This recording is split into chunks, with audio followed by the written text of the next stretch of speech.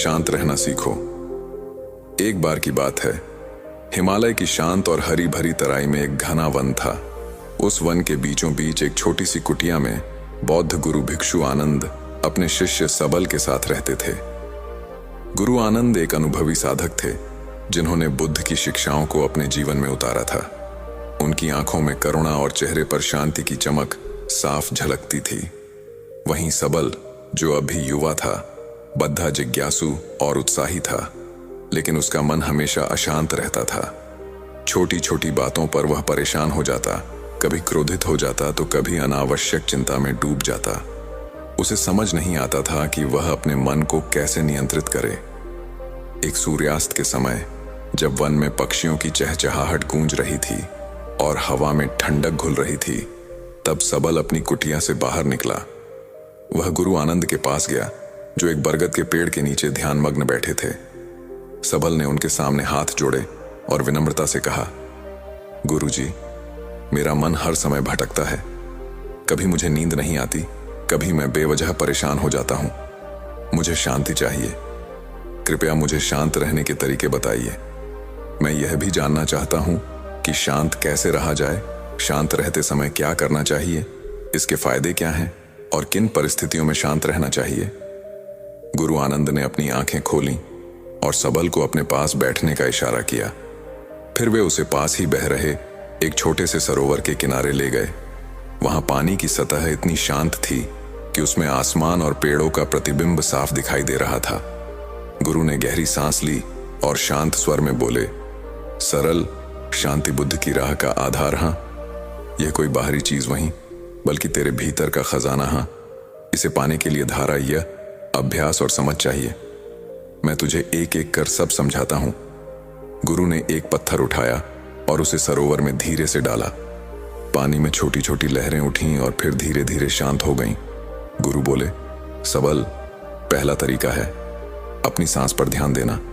जब तेरा मन अशांत हो, जैसे यह पानी पत्थर से हिल गया था, तो अपनी आंखें बंद कर और अपनी सांस को देखा। धीरे धीरे सांस वे अपने पेट को हवा से भरते हुए महसूस कब, और फिर धीरे धीरे सांस छोड़े। ऐसा करने से तेरा मन लहरों की तरह शांत हो जाएगा। सबल ने वैसा ही किया। उसने कई बार गहरी सांस ली और छोड़ी। कुछ ही पलों में उसे अपने मन में हल्कापन और स्थिरता महसूस हुई। उसने उत्साह से कहा, गुरुजी, ये तो सचमुच काम कर रहा है। मुझे थोड़ी राहत मिल रही है। सबल ने फिर पूछा, लेकिन गुरुजी, ये शांति हमेशा कैसे बनी रहे? मैं शांत कैसे रहूं?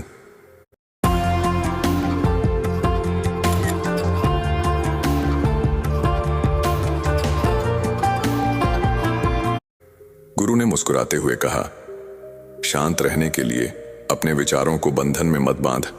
वे आते हैं और जाते हैं, जैसे इस सरोवर में हवा से लहरें उठती हैं और फिर शांत हो जाती हैं। जब क्रोध, लोभ या चिंता आए तो उन्हें दबाने या उनके पीछे भागने की कोशिश मत कर। बस उन्हें देख, जैसे कोई दर्शक नाटक देखता है। यह समझ कि ये विचार स्थायी नहीं हैं, वे बस मेहमान हैं। उन्हें आने दें और जाने दें। ऐसा करने से तेरा मन शांत रहेगा। सबल ने इस बात को ध्यान से सुना और सोच में पड़ गया। उसने कहा, यह तो थोड़ा कठिन लगता है, लेकिन मैं कोशिश करूंगा।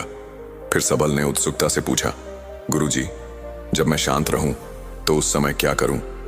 गुरु ने चारों ओर देखा और बोले, शांति में रहकर वर्तमान को जियो।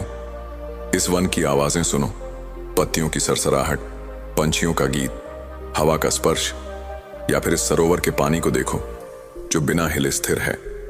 अगर मन भटके तो ध्यान कर, अपनी सांस पर लौटा और अपने भीतर की शून्यता को महसूस कर। यह तुझे और गहरी शांति देगा। गुरु ने आगे कहा, या फिर कोई छोटा काम कर, जैसे लकड़ियां बीनना, कंपोनेंट प्लेसमेंट या कुटिया की सच्चाई, लेकिन उसे पूरे ध्यान से कब, यह भी शांति को बढ़ाएगा। सबल ने सिर हिलाया और सोचा कि वह अगले दिन से ऐसा करेगा। सबल ने फिर पूछा, गुरुजी, इस शांति से मुझे क्या लाभ होगा? गुरु ने गहरे स्वर में कहा, शांति से तेरा मन निर्मल और स्वच्छ होगा, जैसे यह सरोवर का पानी। तुझे सही और गलत की पहचान होगी, क्योंकि अशांत मन में भ्रम रहता है। तेरा तनाव दूर होगा, नींद अच्छी आएगी और तू हर परिस्थिति में संतुलित रहेगा। शांति तुझे वह शक्ति देगी जो क्रोध या चिंता कभी नहीं दे सकती। यह तुझे सच्ची आजादी और सुख का अनुभव कराएगी। सबल ने यह सुनकर कहा, गुरुजी, यह तो बहुत बड़ी बात है, मैं इसे जरूर अपनाऊंगा। अंत में सबल ने पूछा, गुरुजी, मुझे किन परिस्थितियों में शांत रहना चाहिए? गुरु ने गंभीर होकर कहा, सबल, इन 5 स्थितियों में शांति बहुत जरूरी है। पहली, जब कोई तुझे अपमान करे या गलत बोले, तब क्रोध की जगह शांत रहकर जवाब दे। दूसरी, जब दुख आए, जैसे कोई प्रिय चीज खो जाए, तब शांति तुझे सहन शक्ति देगी। तीसरी, जब क्रोध उबल रहा हो, तब शांत रहकर उसे ठंडा कर। चौथी, जब बद्धा संकट आए, जैसे बीमारी या मुश्किल समय, तब शांति तुझे रास्ता दिखाएगी। और पांचवी, जब तू कोई बद्धा फैसला ले रहा हो, तब शांत मन ही सही निर्णय ले सकता है। सबल ने गुरु की हर बात को अपने हृदय में उतार लिया। उसने कहा, गुरुजी, मैं आपकी सीख को आजमाऊंगा। कुछ दिन बाद एक घटना घटी। सबल वन में लकड़ियां बीन रहा था कि अचानक एक जंगली भेड़िया उसके सामने आ गई। उसकी आंखें चमक रही थीं और वह गुर्राने लगी। पहले तो सबल का दिल जोर जोर से धड़कने लगा और वह भागने को हुआ, लेकिन तभी उसे गुरु की सीख याद आई।